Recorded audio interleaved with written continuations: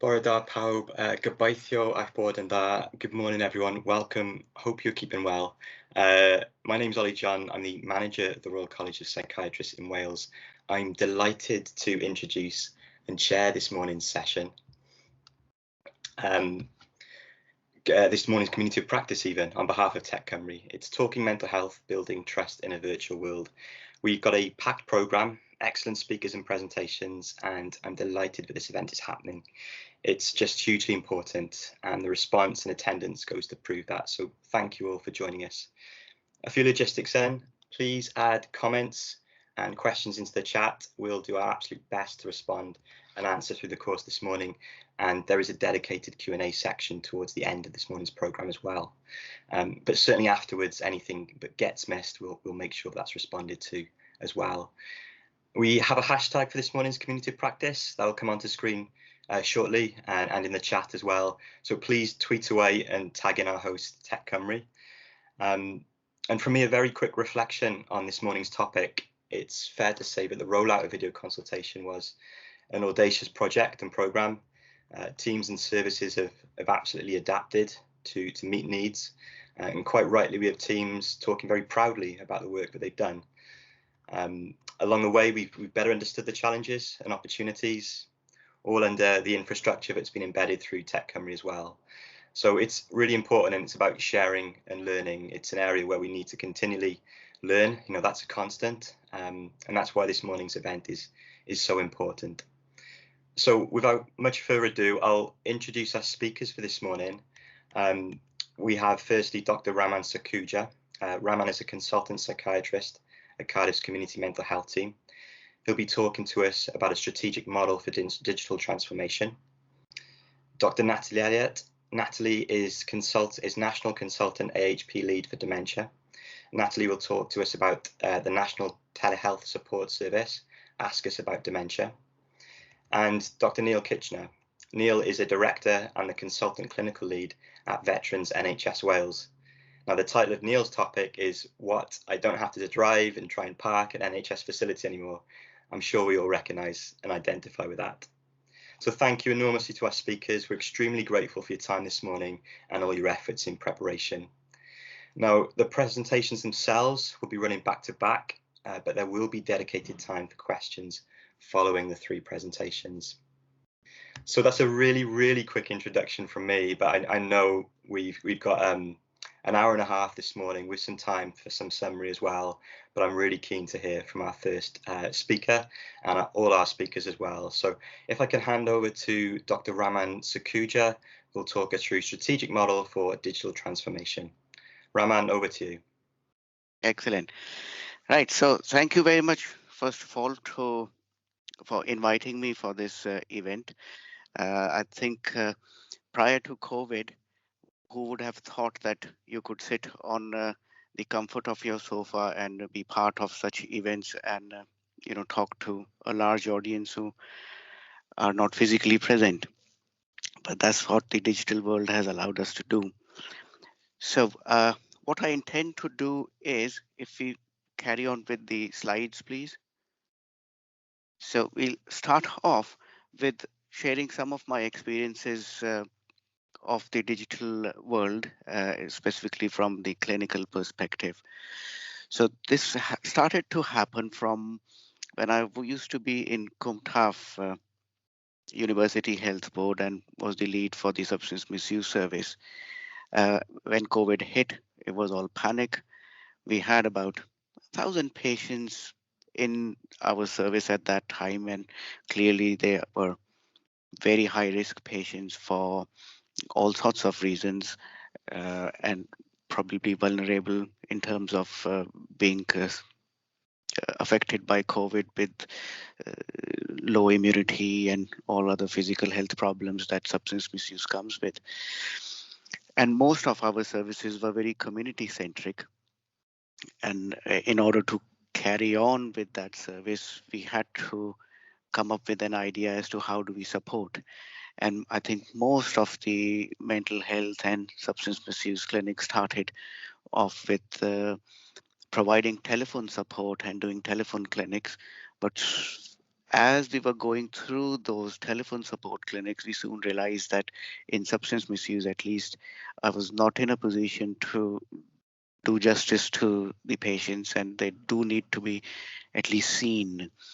Uh, and at that time, I know that uh, Welsh government had AA, the Attend Anywhere, being trialed and being rolled out. So I was fortunate enough to be part of some discussions with Tech Nghymru and Professor Ahuja, and acknowledged that I do want to register my interest for our service in substance misuse. But that obviously would have taken a lot of time, and we realized that there was a much, much, much more urgent need to be able to support these patients that we had. So I went to gallivanting to try and see what other options do I have to be able to support them, and came across another software platform called AccuRx, which some of the GPs had started using, and that seemed very intuitive for me to just start rolling it out. So that's what I brought into the service in substance misuse, and then gradually that rolled down to the wider mental health and the whole of the directorate.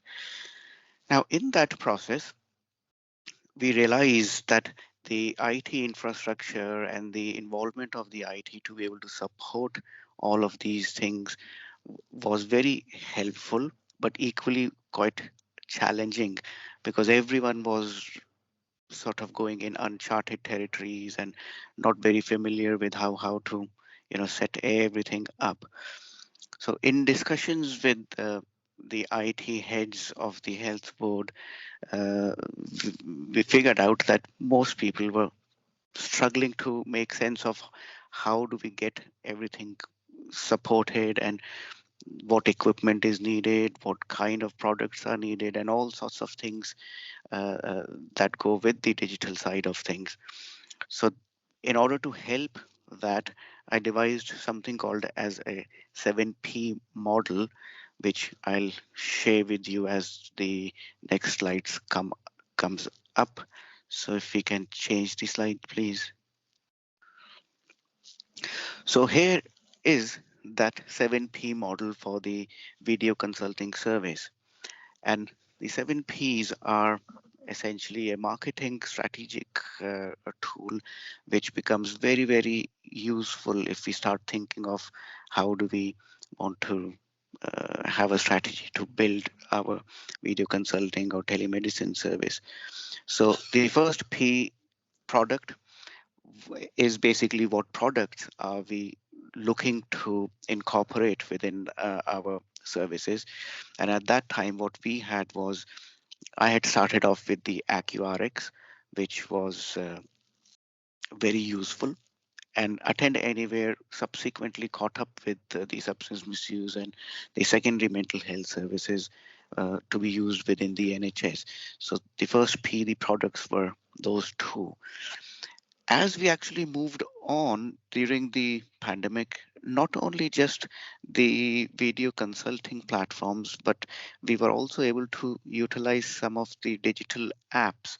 And one of the very good apps that I found was something called as Hospify, which I guess many of you may be aware, or if not, then I would encourage that people look at that, because that's, in simple terms, a glorified or a NHS endorsed app, or a WhatsApp, without necessarily worrying about the data problems and the GDPR side of things that often we feel a bit hesitant sharing information on WhatsApp, and rightly so. So Hospify was another one that I'd like people to have a look at. So the second P was the price, and AccuRx at that time was completely free, and as far as I know, one of their versions still remains free and very user friendly. It was a straightforward logging in process and connecting with the patients. Attend Anywhere came with, at that time, only 1 year's worth of resources for the health boards. So the health board needed to be able to decide what happens after 1 year. Should we carry on investing in just the attend anywhere, or should there be a mixture of different platforms? And I guess each health board had their own little strategy of how they would have done that. The next important place, P, was the place, which is how are these platforms? Are they stuck with a particular device, or are they online, cloud-based, or browser-based? And fortunately, both of these products were browser-based and online, so we're not really stuck with the devices. But the challenges that happened with this were that not all the IT equipment had an up-to-date browser settings or the Wi-Fi capabilities to be able to run most of these platforms. So that took a bit of time to get some things sorted for them. The next P was physical environment, which means that where exactly did we need to use these digital platforms, what clinical areas needed to be used, what are each of those places, physical environments, hardware capabilities in terms of what CPUs, what PCs, laptops, mics, headphones, and all the paraphernalia that comes along with any online consultation needed to be looked at. And that then links with the process, which is one of the other P's, but it may take a little longer time for me to explain that. Then the next P was the people. And in the marketing world, we often talk about customers and end users. So if we were to apply this model in our digital world, the people or the customers would necessarily mean all the clinicians who are using the digital equipment for the end users who are the patients. So what we did in our service at that time were that we were able to understand, at least within substance misuse to start off with, who are those clinicians, where do they work out of, what premises do they work from, and how can we facilitate that workforce to have capabilities for video consulting. So a lot of investment went in to provide different kind of laptops and access from home and home working usage for people to start using those equipments. And I guess that everyone would be familiar with in their own areas of work. The end users was, I think, one of the very interesting bits, because when we started off with all of this, I had to thank my admin staff at that time to be able to work for extra hours in order to make certain detailed data spreadsheets to figure out what patient in the service has what smartphone device or a laptop or Android or iOS or whatever else they have, and also how digitally literate they are, because there are some ones who have absolutely no clue about smartphones, whilst others are quite savvy. So we needed to be able to sift through all of those patients within the service to cater to their needs in terms of what platform to be able to use for them. Then the IT staff, we found that most of the times the call logs or the help that we needed from IT used to go to a generic IT hub, so to speak.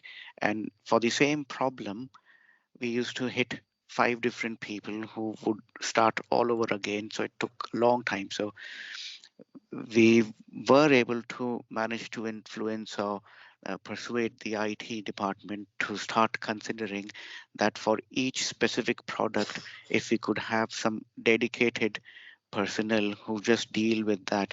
So I was very fortunate that I was able to get support from one IT gentleman purely dedicated to AccuRx, and we were able to roll that product out in whole of mental health far better than going to a generic IT hub. And then obviously we need the facilitators, we need clinical leads to be able to run all of those things. Then the next P was the process, which is very, very important. I think that's one of the heart of the 7P model in terms of what are the customer needs analysis, which I think I've probably intermingled with the people as I was talking. So what are our workforce needs? What are the patient's needs, which is the analysis of the end users? Do we have that dedicated IT staff, which we talked about? And then the governance side of things, the guidance side of things for being able to manage all of the digital consultations becomes key, along with a post service evaluation and how do we communicate. And lastly was the promotion in terms of the seventh P, and how do we communicate, how do we raise the profile of digital services, what media platforms we could use, what's the internal versus the departments along the hospitals, how do we do the word of mouth.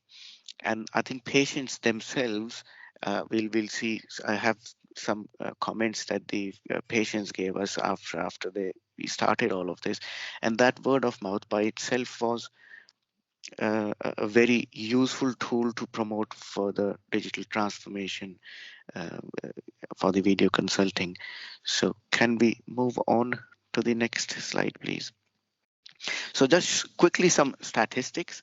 So at the beginning of the COVID, when we started using the AccuRx, there were just about 180 registered users within the health board, but we managed to increase that. And during the first peak, we started to have mental health consultations, and there were around 270. And then we compared that to pediatrics, because it seems that after having spoken to some of the colleagues who approached me for the AccuRx side of things, one of the consultant leads took that on, and he himself was able to use these platforms, and they had about 200 consultations during that time. So next slide, please. And as we went on, gradually these figures obviously started going up. Mental health got up. PEDS clearly won the race from mental health. They were able to roll it out, I think, at a much faster pace.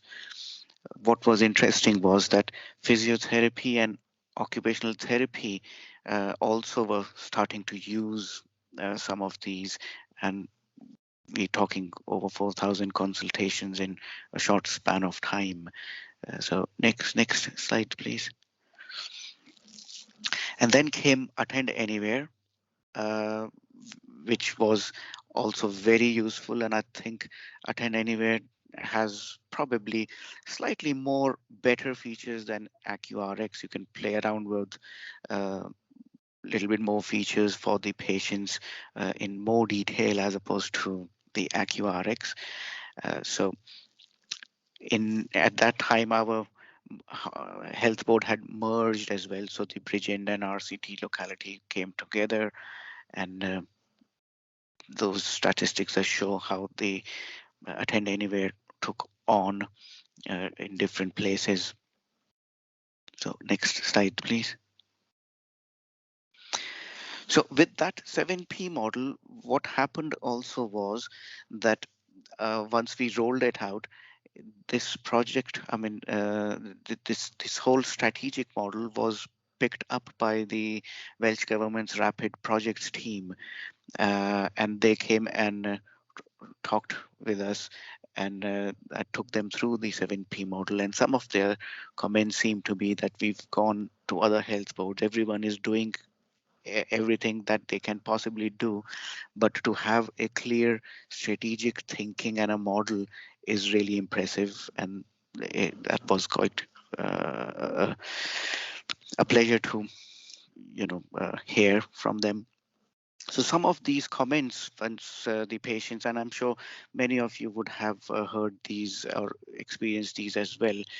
So this was a chap who was basically said that, thank you very much, doc. This consulting is great. He didn't have to take a day off and lose pounds or so much money from his daily income. And I remember this chap because he often used to DNA the appointments because he was at work, and we were never able to monitor what things are for him or review his care. But with video consulting, he was sat in his van, works van. He was able to see me. We could discuss whatever is going on, sort out all his issues, and he was very pleased with that. Uh, some of them said, yes, it's much better for us in the future. If you already know us, then we much prefer to carry on rather than coming to the hospital premises. Uh, some of them said, please state in the letter whether it is the appointment would be for me to come or in for a video consultation for future. So that was something to learn from for the admin side of things, that when we do send out letters to patients, it's useful to specify whether it's a face-to-face or a video or a telephone consultation, which I think now seems to have become a standard practice. Some of them, the next one was the lockdown based feedback, and this particular patient was feeling completely left out in the lockdown and felt as if no one cared. But when we were able to connect with them, they were very pleased that they could actually see a physical body online and talk to them, which meant a lot of relief for them. And one patient's partner turned around and gave some comments, and so these comments were really helpful. That just reassured us that we're in the right track. So next slide, please. And from the IT point of view, from the Attend Anywhere, when we rolled that out, some of those comments were that, this is really straightforward, we really like it. And there was this one gentleman who used to come in the clinic, and he never disclosed that he used to be a very heavy smoker.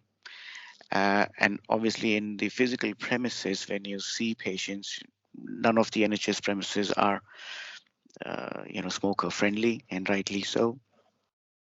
Well, this gentleman, because he was sitting in his back garden, he lit up a cigarette during the consultation in a very relaxed manner. And not him, but I remember I had a bit of mixed feelings that, oh, what do I do? If he was in a face-to-face consultation, I would probably have asked him to, not smoke, or probably they wouldn't have picked up the cigarette in the first instance anyway.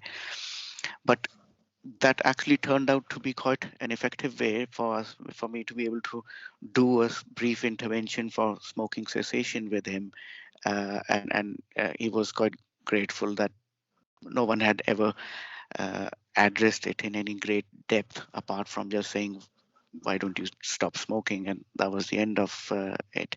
So some of those things really, stick with me in terms of the advantages of video consulting. So next slide, please. So what challenges and support did we need from the executives at that time? Was obviously clearly there was a need to adopt the 7P model across the organization. I think that was taken quite nicely by the health board and incorporated in perhaps their strategic thinking for digital transformation, the promotion side of things. One thing which we did slightly struggle was in terms of the finances and the resources, and having some clarity within the health board as to who is doing what and how do we allocate resources for a change in video consulting side of things. Now, infrastructure has been one of the biggest issues, I guess, and everyone would have experienced similar problems with the infrastructure in terms of having the devices that are capable and updated enough to be able to provide these video consulting.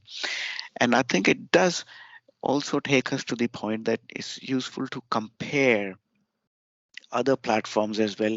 Now, I know Welsh government has put in a lot of effort and money into Attend Anywhere, which is a brilliant platform. But I would argue that we should not just put all eggs in one basket, but explore and compare all other platforms in keeping with what the person's or the patient's needs really are. So next slide, please. So now that we have come on this side of the pandemic, not completely, but the peaks have, obviously gone and not there as much.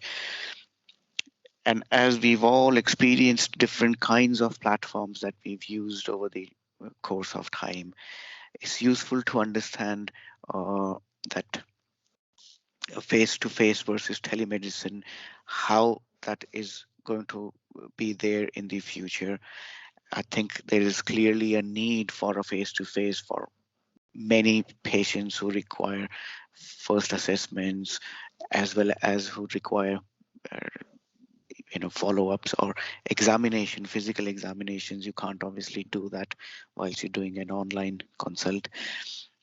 But for those people who have had the initial ones, for any follow-ups, there's huge advantages to be had from the video consulting services. So we have to think about new patients versus follow-ups. How do we start channeling them into different offerings that the service has in terms of video consulting or other bits. I think administration training for Attend Anywhere is also key, like all secretaries already have been. And I think by the time all of that was happening, I moved to Cardiff and Vale, and so I don't know what exactly is happening with Cwmtaf any further. So next slide, please. So in the future, then, I think I'm nearly coming to the end. What I would argue would help is that it's not only about one individual health board and one individual clinician or a group of clinicians thinking about this, but that if we have a national strategy where we could think of a 7P model right across, or a similar model that would be that might help in facilitating the strategic thinking further down. There is clearly a need for infrastructure investment.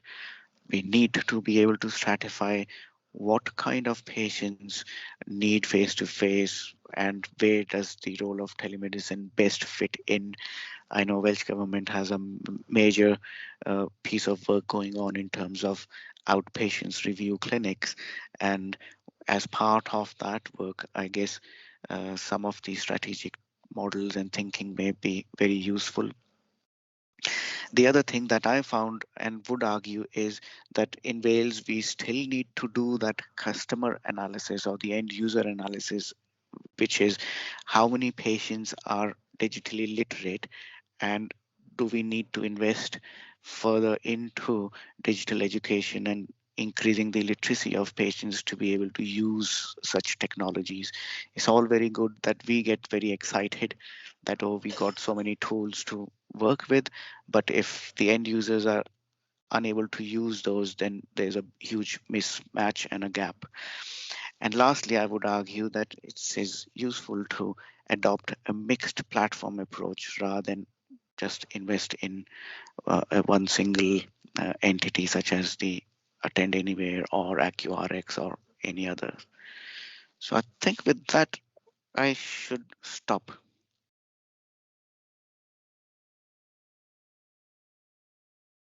Thank you. Thanks, Raman. And just to introduce, and I can see it on slide now, our next speaker, Dr. Natalie Elliott. Thank you. If we could move on to my first slide, please, Katrin. Really pleased to be here today, and I'm going to be talking to you about a national project that we set up at the start of COVID to pilot this structure, which we've called Ask Us About Dementia.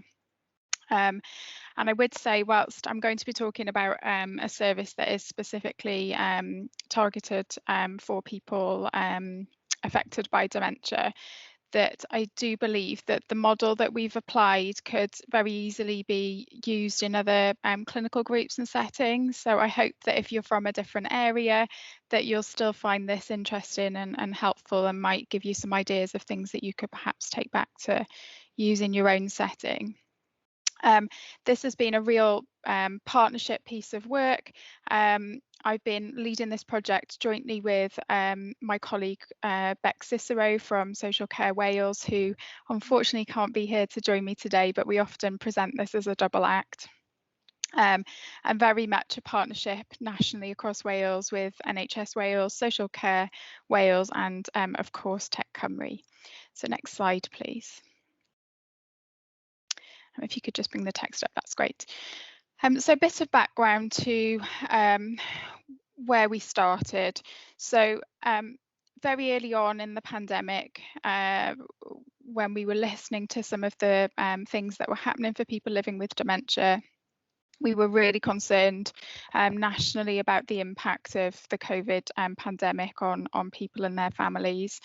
The increased burden on family carers in particular, who were finding that a lot of the support structures that had been in place and services in the community that they were relying on were being paused. And we were also concerned about professional care staff who were, in some cases, particularly in the care home settings, not receiving as much kind of support as they would usually. We were thinking that we were going to see perhaps rapid recruitment of new staff to help with gaps in care, and that perhaps they wouldn't have the same access to some of the induction training that they would usually have, and we were thinking about how we could support them in some very stressful and distressing environments that they were having to work in. And we also knew, aside from the pandemic, that we have variation across Wales in the dementia services that are available.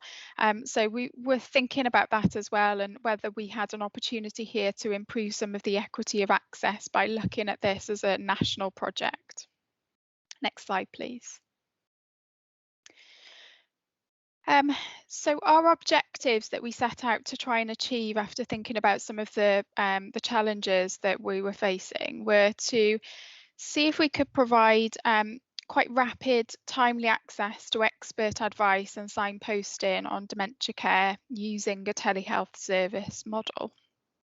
And we also, my background is that I am the AHP lead nationally in Wales for dementia care. And we're very aware that sometimes the role of allied health professions is not well understood and recognised in dementia care, and that very often when we are thought of, that it's quite far down the line when somebody starts to have a problem, perhaps at crisis, and actually there's so much more that we can do earlier on for people in their dementia diagnosis, and we really wanted to improve awareness of these professions, and that the access across Wales was more equitable. And another thing that we thought about was, could we have a model that would allow peer learning between health and social care practitioners, and again nationally, so that we could pool resources and share skills. And then, not on here, but another factor that we had in mind was that perhaps if we were able to provide sort of early, quick access to these skills, that we might prevent some crises that could have happened if that support wasn't available quickly. And next slide, please. So this is a kind of quick tour of our service design. So, you know, it was very much inspired by us listening to some of the challenges early on in the COVID pandemic.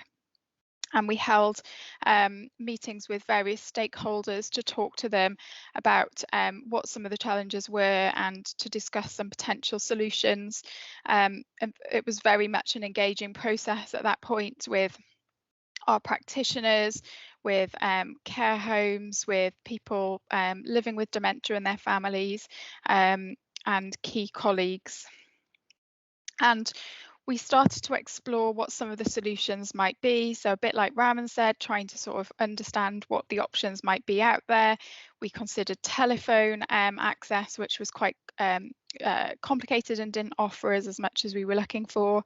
We spoke to colleagues who work in Alzheimer's Scotland and learnt about a service they were providing there called Ask an Occupational Therapist using the Attend Anywhere technology. And that was a really interesting model that we took some learning from.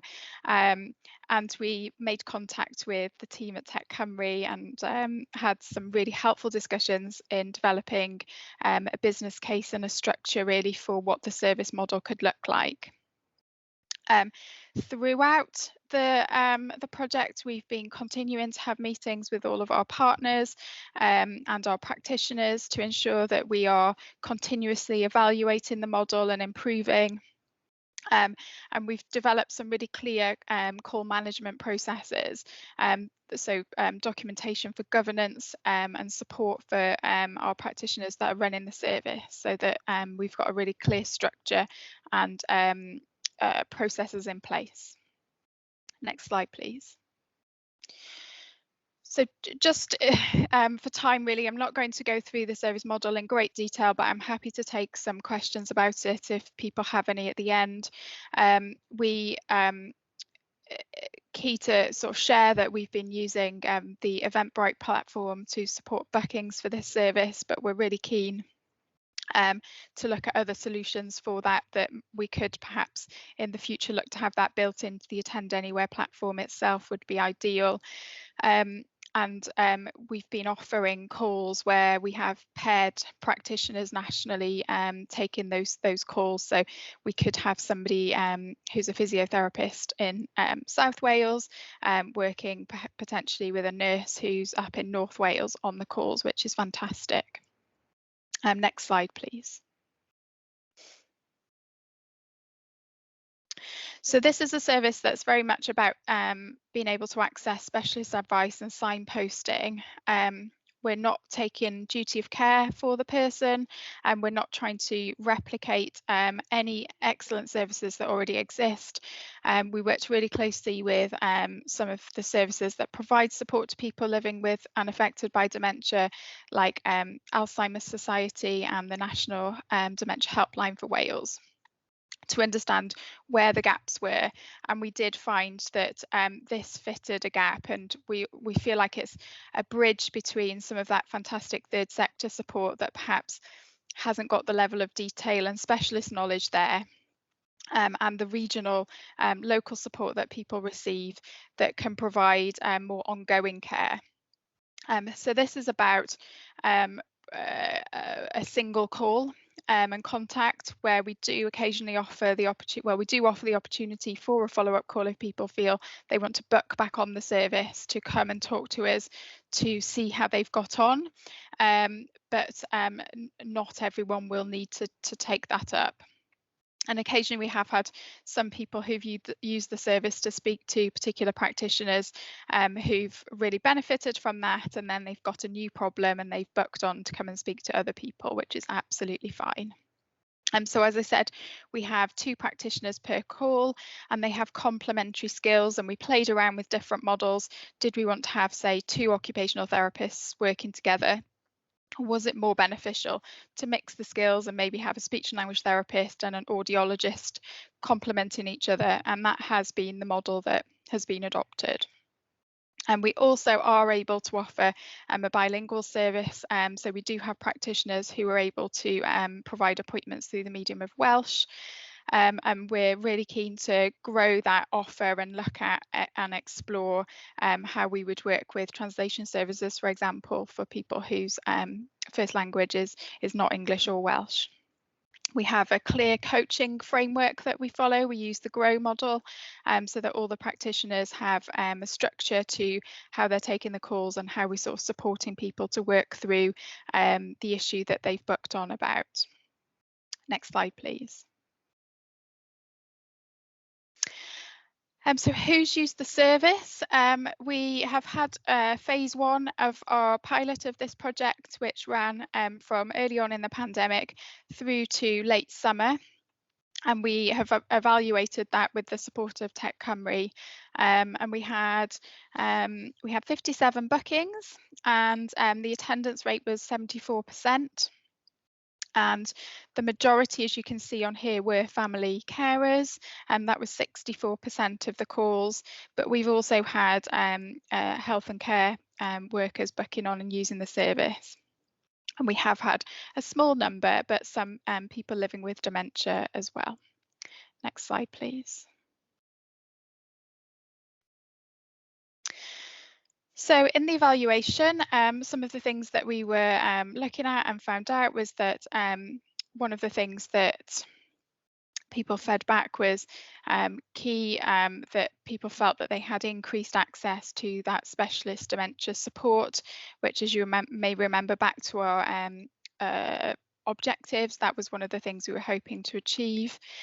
People really felt there was benefits from accessing specialists simultaneously, so feeling as though they had that really great opportunity to receive holistic care and different types of advice and skills on the call. And our practitioners certainly learned from each other and have fed back, as you'll see in one of my later slides, really found that a benefit.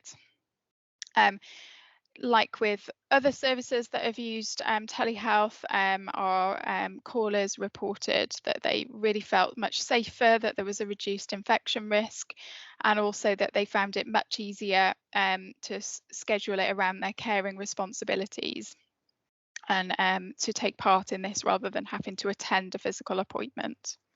Next slide, please. Yeah, great. So outcomes from the practitioners. So we also were collecting evaluation data from the experience from the practitioner's point of view and from our pilot sites. And what the practitioners felt was that it was definitely providing more timely access to their specialist skills and support than they could provide locally. They found it a really positive experience using the technology, and they felt really supported in you know, how to get used to using Attend Anywhere and working in this new way. And they also felt that there was an increased awareness of allied health professions and what their roles were across Wales. Next slide, please. Oh yes, and so the other point was that there was increased cross-disciplinary learning, so very much that they felt that they were able to, because we've got this difference in equity of access across Wales, that people were able to learn from each other and learn from colleagues who were working in different roles that they were maybe not part of their teams usually. So very quickly, a case study to share.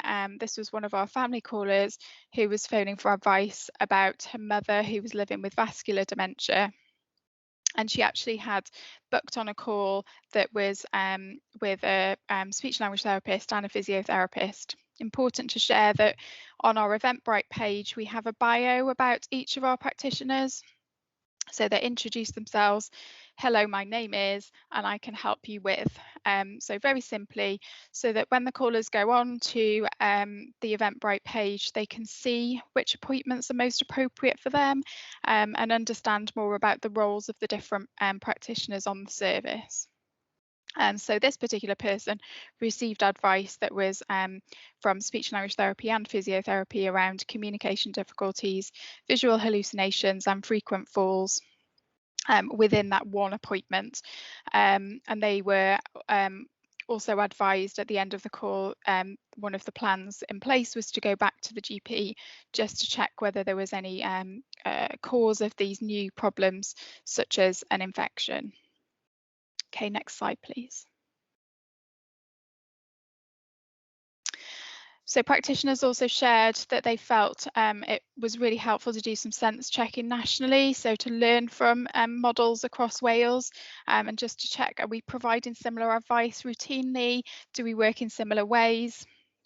There was much more networking, as I've shared, across the multidisciplinary team and wider awareness of dementia services across Wales, what people have in different regions. And as I've said already, increased understanding and recognition of the role of AHPs in dementia. Next slide. So we, following the evaluation that was completed towards the end of the summer, we've been successful in a bid for some funding to Welsh Government to have a phase 2 of this service, where we're sort of further expanding the number of practitioners that are included. So you'll see on my last slide, we have a huge range of different practitioners supporting the service, but there are some gaps. So one of the exciting new additions is that we have a music therapist who's a specialist in dementia care joining the service. And we're also looking to try and add podiatry and to increase our access to clinical psychology as well. We're also looking at our pilot sites and growing the pilot sites that we offer access to the service, and thinking about some of the technology things that are moving on. So what can we do about booking and different ways of access within Attend Anywhere that might support the expansion of the service. We'll be doing further evaluation of phase 2. That's just launched in October and runs for another 6 months. And the hope is, if we can collect again further data to support, that we can then explore a long-term model that can be rolled out fully in Wales so that this can continue. Next slide, please. So just finally, I just want to share a thanks to all of the collaborators. This wouldn't be possible without the support of lots and lots of people. And on here you can see the range of different practitioners from different parts of Wales that have been supporting the service, a list of our pilot sites which include care providers as well as support organisations. And that's the end of my presentation. I'm very happy to take questions later. Thank you.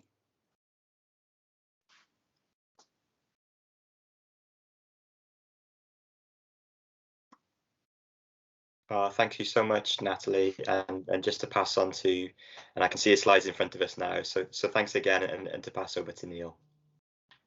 Thank you very much for inviting me and putting up a very handsome photo, which is not me. Next slide.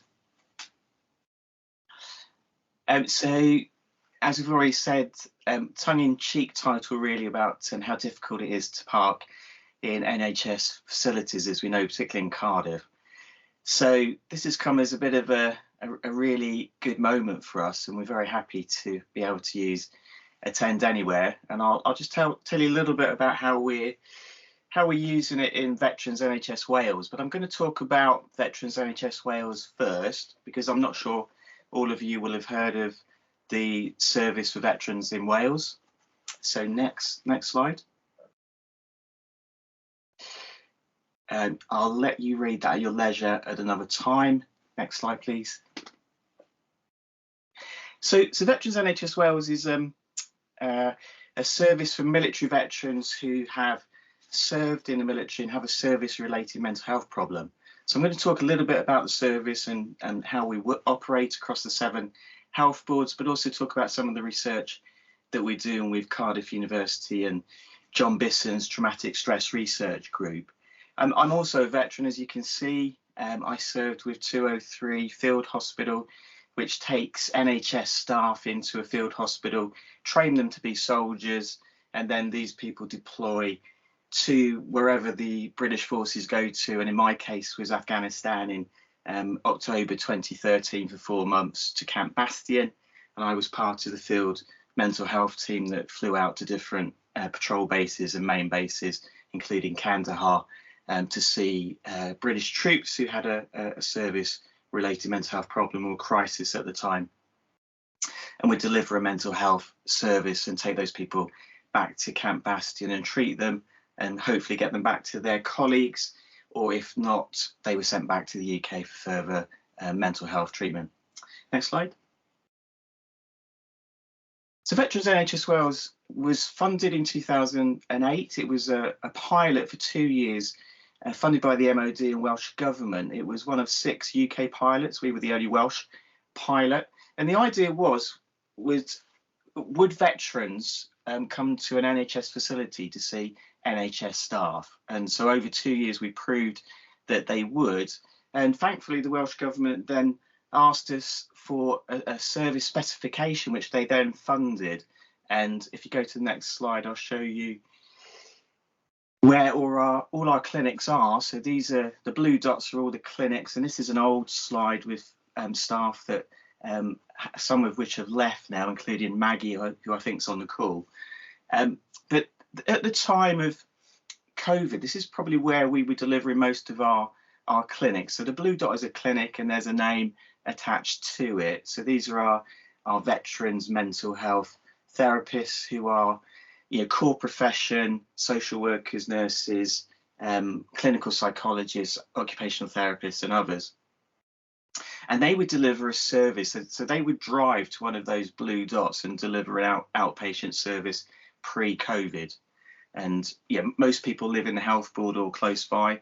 But actually, if you worked in Hywel in West Wales, then those therapists were actually travelling huge distances to deliver their outpatient clinics. And the same in basically Cadwaladr, and also our staff in Anar and Bevan who would travel into Powys to deliver clinics. So I've been very keen before COVID to try and get some technology, and we were using business Skype before COVID, and we were using this for our team meetings, using it for training and clinical supervision because of where our staff are based across Wales. My aim was to try and get staff familiar with video technology and ask them to start doing assessments and treatment, but that never happened, and staff were very reluctant to go down that route for lots of reasons, and confidence being one of them, and confidentiality, and all the things that we've had to grapple with since COVID in March 2020. Next slide, please. So we've always had a relationship with Cardiff University. So Professor John Bisson, who's a consultant psychiatrist, which I'm sure many of you will know, he's actually a veteran himself. He was a major in the British Army as a consultant psychiatrist, did all his med training paid for by the Army, and so came to Cardiff with a particular interest in post-traumatic stress disorder, and was Veterans NHS Wales first director for 3 years. John has a traumatic stress research group, and I'm going to take you through some of the research that Veterans NHS Wales and Cardiff University have collaborated on. And a lot of this has been done using Attend Anywhere, or will be, or at the tail end of that study, we had to adopt Attend Anywhere. So next slide. So Cardiff University has a traumatic stress research group video, which I won't play now because of time, but if you click on that link at your leisure, that's worth having a look at, and John will explain all the various studies that we're involved in. Next slide. And I've put this slide up just to remind us, particularly those of us that work in psychiatry and mental health now, what our institutions looked like. And certainly when I trained in 1985 in Bedfordshire, I worked in a building not dissimilar to that one, this Victorian Gothic building, and patients were restrained and patients were brought into hospital and institutionalised. And I just want to remind us that we've actually gone a long way since those times, thankfully. And we're taking the next leap, aren't we, through using video technology to see patients in their own home, sitting on their sofa, in their builder's van, or in the car park. Next slide, please. So I'm just going to touch on some of these studies that we've completed or are in the process of completing or about to start. So RAPID is a pragmatized, randomized controlled trial of trauma-focused, guided self-help program versus individual trauma-focused CBT for PTSD. A very large title, but in a nutshell, what we did with this study was we developed a guided self-help website through a PhD, through a phase 2 randomized controlled trial. And then this study was a multi-center trial with Cardiff and Cwmtarth taking part, places in England, London and Yorkshire, and a site in Edinburgh. So this was a multi-center randomized controlled trial. We had 198 patients, and these patients were randomized to the website RAPID, which we developed over the last 14 years, and also versus traditional treatment, so trauma-focused CBT. Next slide, please. The end product was that through that PhD, through the phase 2, and also this phase 3 randomized controlled trial, we showed that Spring, which is what we've called this guided self-help website for PTSD, is very effective at treating mild to moderate PTSD, and it's just as effective as treating people with standard 12 sessions of a clinical psychologist or psychological therapist for an hour to an hour and a half a week. Spring enables us to treat patients remotely in 3.5 hours versus going to see a psychologist or a psychological therapist in a hospital venue clinic for 12 hours over 12 weeks. So this is pretty good stuff, and reduces hopefully patients having to travel, making it effective for people and also fitting into people's lifestyle. People do the treatment as and when they can at home, after work or when the kids have gone to school, etc. So those studies have now completed, and what we're doing in Wales, we're starting to roll Spring out to the health boards.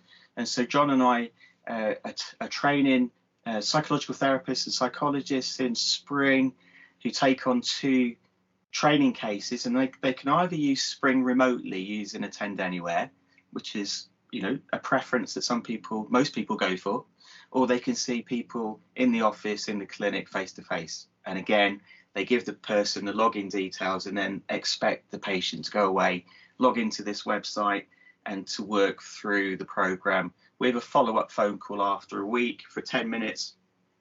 And then they come back either on Attend Anywhere for 30 minutes or face to face in the clinic. So this is us rolling out something which we would have done face to face had COVID not happened, but we're actually able to train people remotely. So, you know, we have therapists from every health board in a single training session of 3 hours, who then take on 2 patients, and then they come back for fortnightly clinical supervision in a group remotely using Attend Anywhere. So it's really helping us to complete research, but also to roll it out and train staff, which has been really amazing and helpful. So that's Spring.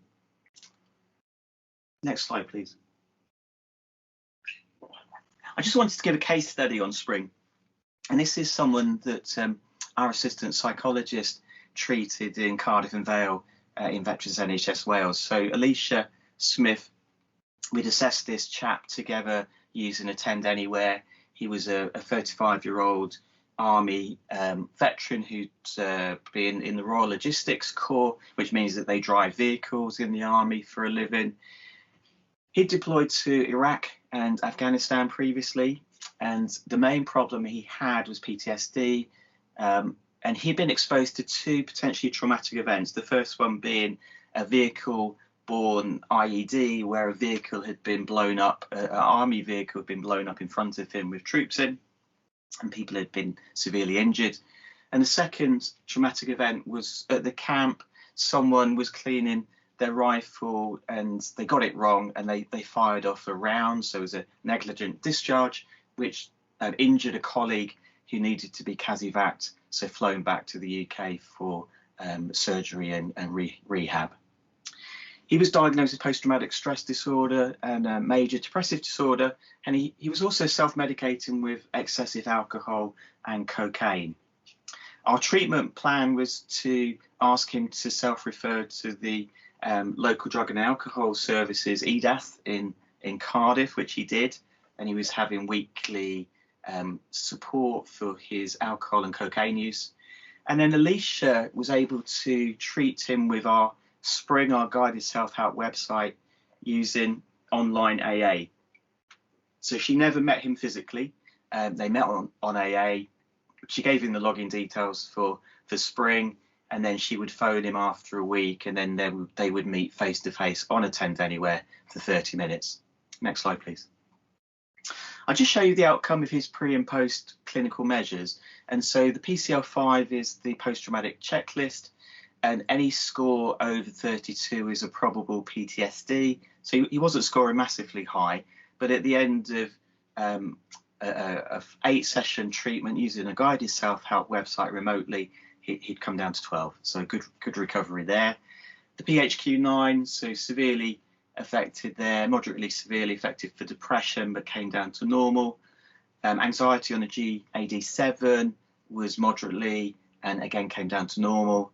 EQ-5D actually goes the opposite way, so 20 is a very bad rating and 59 is a much better rating out of 100. So it's a big improvement in his perceived physical and mental health there. The insomnia survey, ISI, not too bad, but improved a little bit. And his audit score, which is alcohol use, anything over 8 is harmful, hazardous drinking. So at 16, he was pretty harmful, harming himself, and that had reduced by the end of therapy. Next slide.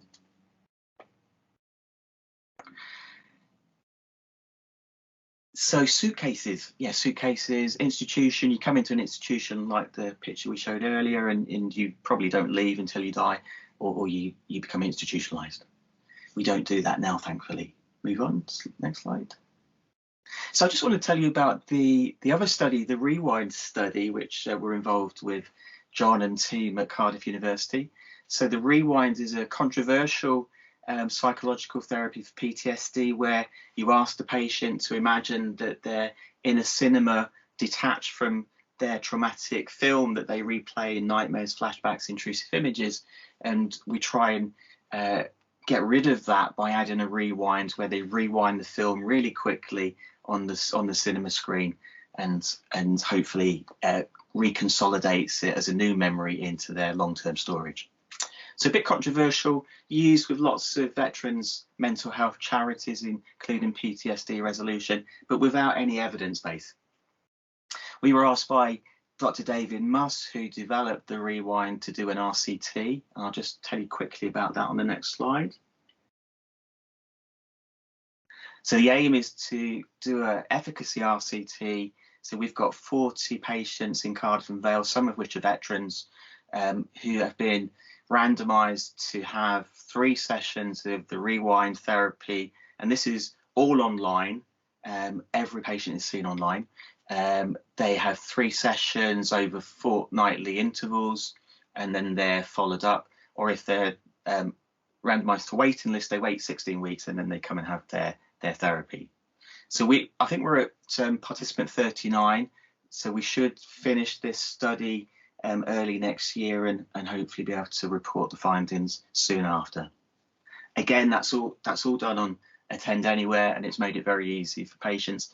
And I'll tell you very quickly, I had a patient Tuesday who works in a local steelworks, and both of the sessions that I've seen him so far, he's had 2 sessions, have been him sitting in his car in the car park at work, either just before he goes into work, or the Tuesday was he'd just finished work, had a shower, and was sitting in his car waiting to go home. We did the Rewind while he was relaxed there. Next slide, please. You also got a uniform as a patient when you went into an institution. Next slide. And this is the study that we're about to do with Tech Cymru. And so this is EMDR, which stands for Eye Movement Desensitization Reprocessing Therapy. And we're going to look at military veterans, again led by Jonathan Bisson and team. Next slide, please. And for those of you that don't know about EMDR, EMDR stands for eye movement. So we can either get the patient to think about their traumatic event whilst following the therapist's finger, as in the picture. So the patient looks at the therapist's finger and then they move their finger in a vertical way to give a bilateral stimulation. Or you can use some technology using a light bar, some alternating tones through headsets, or holding a paddle that vibrates in left and right sequence. Next slide, please. So this is going to be multi-centre RCT and 6 health boards. Unfortunately, Harwood aren't going to be a recruiting site because of their infrastructure in the West, and they've had patients who've tried to use Attend Anywhere or Video, and it's not worked because of the poor infrastructure there in their homes. So they're going to provide supervision only. All of the participants will be recruited from veterans Nhs Wales. So we'll either go through our waiting lists, and everyone who has a PTSD diagnosis of combat trauma will be asked if they want to take part. And then the patient will be randomised either to face-to-face EMDR in the office or EMDR online using Attend Anywhere, or onto a waiting list where they then wait before they come and have their face-to-face or online EMDR. Probably over 12 to 16 sessions, and this is just for combat PTSD, and we should start recruitment in January, February for that, and I imagine this will take a couple of years or so before we can treat 60 patients. Next slide, please. Get a toothbrush when you go into a Victorian institution as well. We don't do that anymore. Next slide, please. So just to sum up with, so Veterans Nhs Wales, very, very quick to move to using some form of video platform when we first went into COVID, and have adopted Attend Anywhere, and it's become part of our blended approach. So we'll offer patients assessment with Attend Anywhere and or treatment if they prefer. If they don't want to have treatment, then we'll see people face to face. The research studies that I've talked about have adapted very, very quickly to using video technology, and something that we'll embrace and I'm sure use in the future. Thank you very much. Thank you so much, Dr. Kitchener, and just to extend thanks as well to Dr. Elliott and Dr. Sakuja for those really informative and fantastic presentations. So we've got about 15 minutes now for Q&A. So if I can invite the speakers, so Raman and Natalie, to join Neil in sharing their screens. Any questions, please feel free to pop them in the chat. And just as well, Neil, we'll make sure to share John Bisson's video in the chat as well, so people have an opportunity to see it. I've seen it; it's very worth a watch. If I can kick off, if I may, as questions come in, I can see there's a few in the chat as well. It's kind of a broad one, but it's been sent to me directly. And this is to all of you, really. Do you think we're moving away from talking about responding to a pandemic to now starting to think about future services?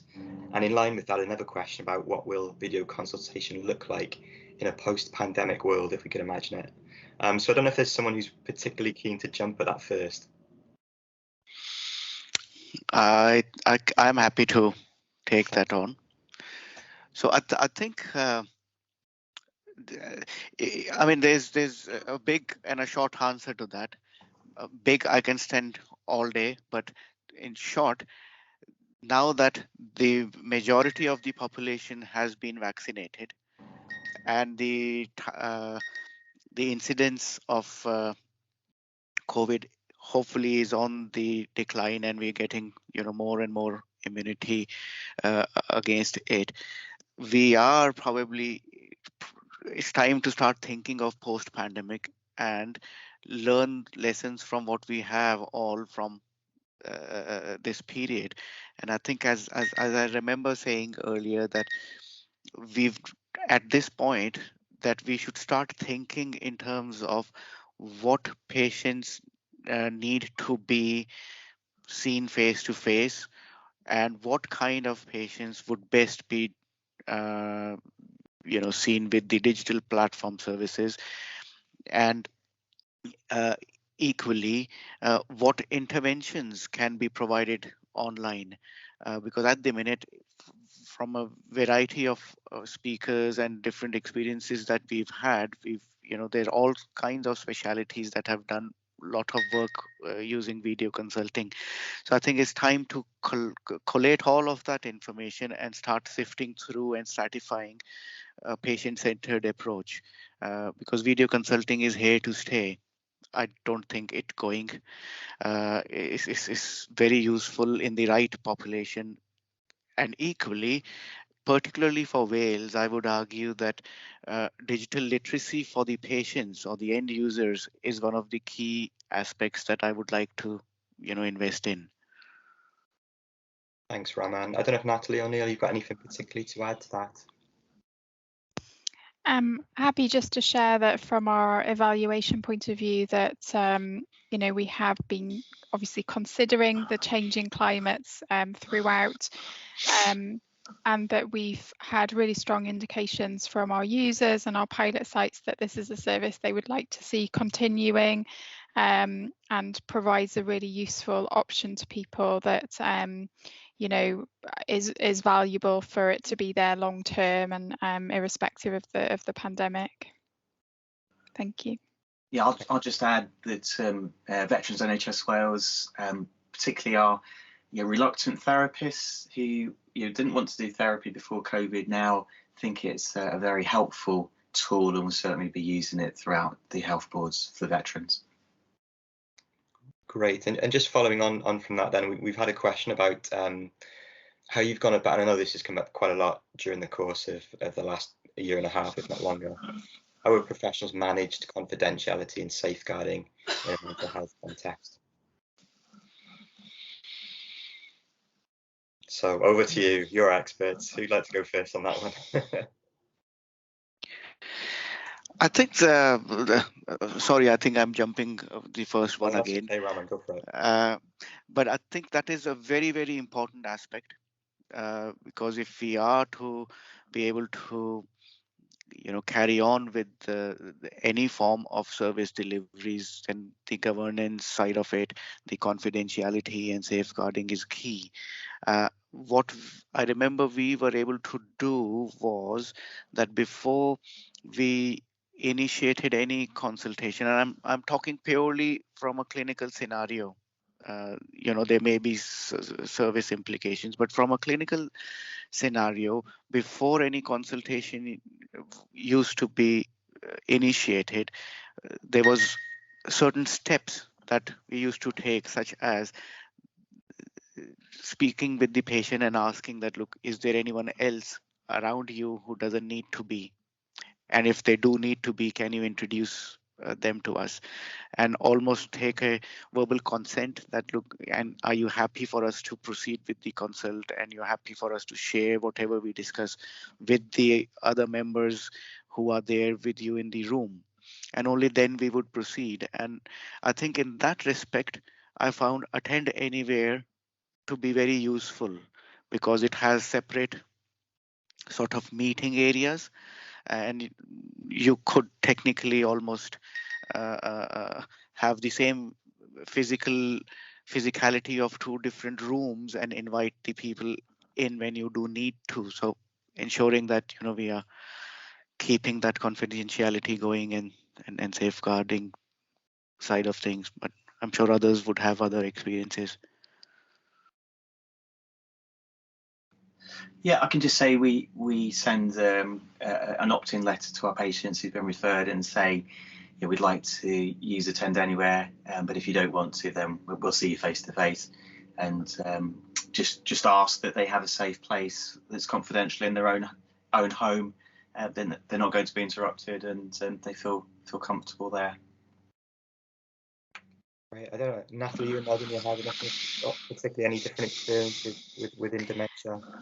No, I think just to share that when we were starting our project, we did have questions from sort of managers who were supporting practitioners to be involved, and that was key to making sure we had all the right supported documentation and processes in place just to protect everyone. So we have got a safeguarding policy as part of the service that's been checked out by safeguarding teams, for example.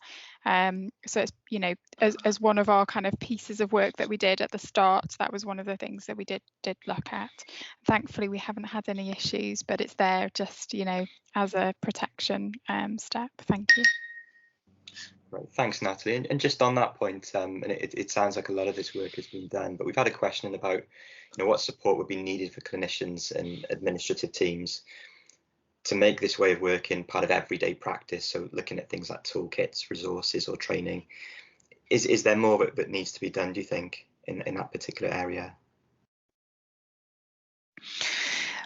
I think yes, you know, we talk about digital literacy for patients, but equally we have a mix of clinicians working in these services as well. Who some of them are very tech savvy, some of them are not.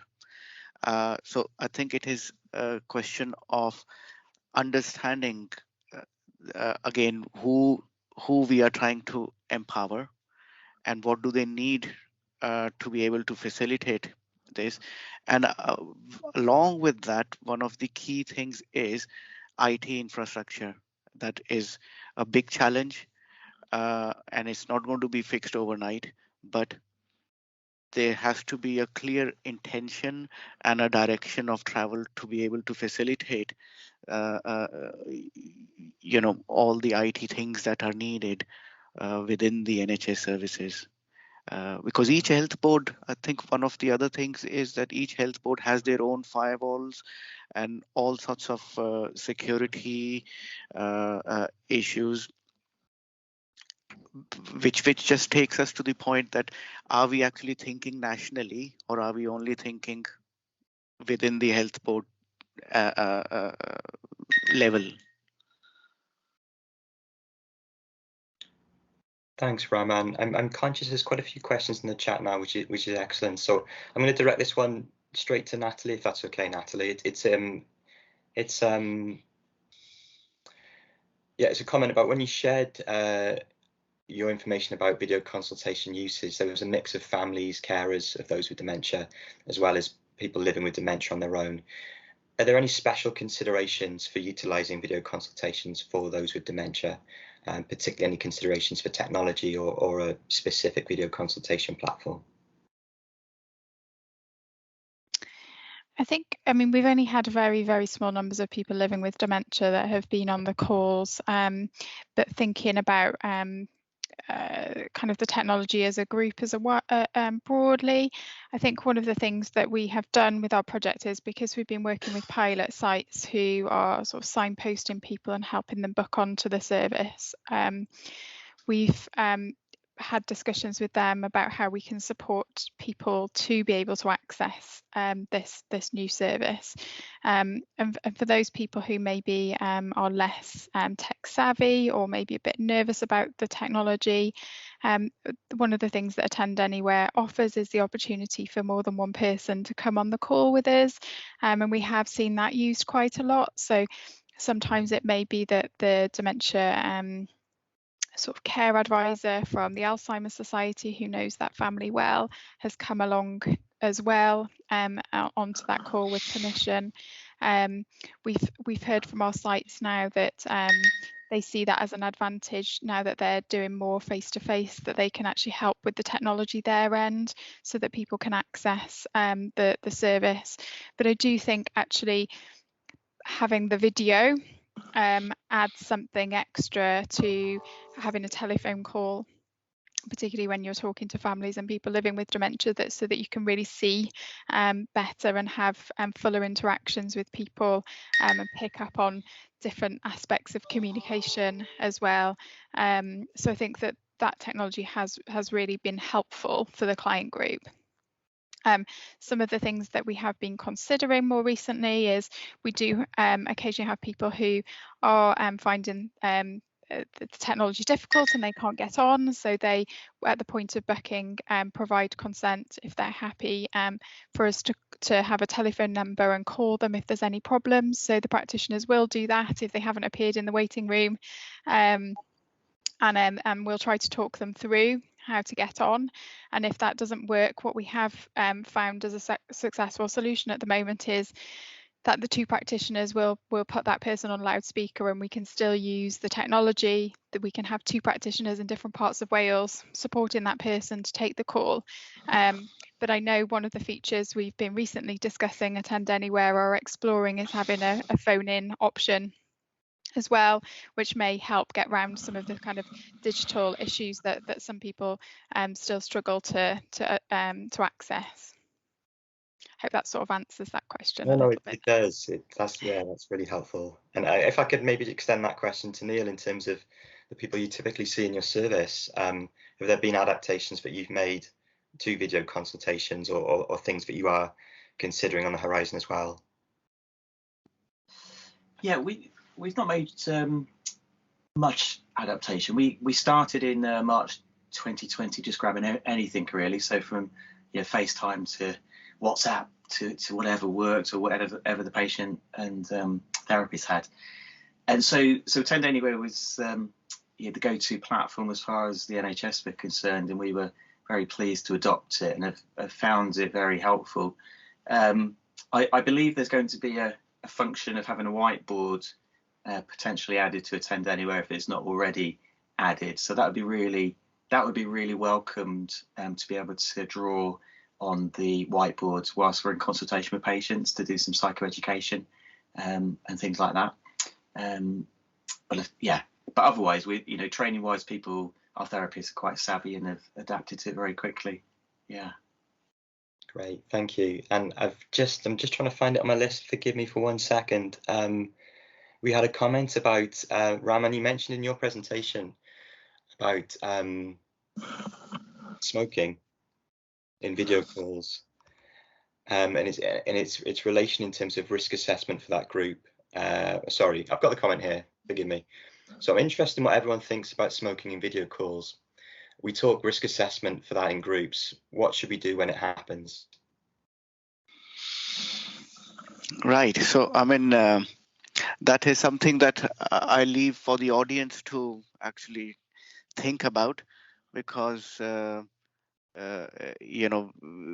smoking cessation, we start almost sort of touching into the public health